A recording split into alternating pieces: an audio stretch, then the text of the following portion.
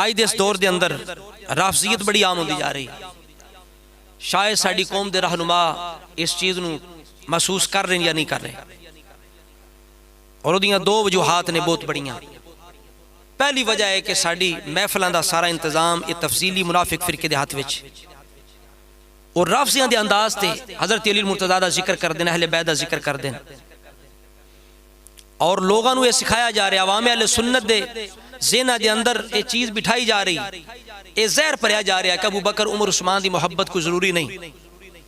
لیکن حضرت علی دی محبت بڑی ضروری ہے ایمان واسطے۔ ابو بکر عمر عثمان دا ذکر عبادت نہیں، لیکن حضرت علی دا ذکر عبادت ہے۔ جدو قوم نو اس انداز نہ تسی ذکر اہل بیت سناؤ گے رافضیاں دے انداز دے نال، تے قوم کدھر جائے گی؟ قوم تے غرق ہو گئی۔ جڑا تفضیلی ہو گیا اس انداز نہ لوگ تفضیلی ہو رہے ہیں، جدو تفضیلی بندہ ہو گیا سمجھو رافضی بن گیا، اگر وہ خود کٹر رافضی نہیں تو دی آنے والی نسل پکی رافضی ہو جائے گی۔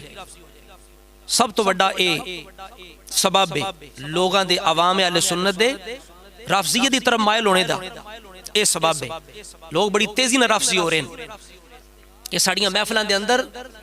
رافضیاں دے انداز تے ذکر اہل بیت ہو رہے ہیں۔ تو لہذا ضروری ہے کہ جتھے ہر محفل دے اندر علی المرتضیٰ شیر خدا دا ذکر ہوندا ہے، اوتھے ابو بکر صدیق دا بھی ذکر ہوے، آپ دی افضلیت بیان ہوے، آپ دی شان و عظمت بیان ہوے، اہل سنت دے انداز سے صحابہ دا ذکر ہوے، اہل سنت دے انداز سے اہل بیت دا ذکر ہوے، اور لوگاں نو دسیا جائے کہ نہ ابو بکر صدیق دی محبت تو بغیر گزارا ہے، نہ علی المرتضیٰ دی محبت تو بغیر گزارا ہے، نہ ابو بکر صدیق دی محبت تو بغیر ایمان مکمل ہوندا ہے، نہ حضرت علی دی محبت تو بغیر ایمان مکمل ہوندا ہے۔ لوگاں نو اہل سنت دے انداز تے اہل بیت اور صحابہ دا ذکر سکھایا جائے اور سنایا جائے۔ رافضیت عام ہونے دی دوسری بڑی وجہ کی ہے، وہ دے ذمہ دار خود ساڑے خطیب حضرات نے، مقررین حضرات نے۔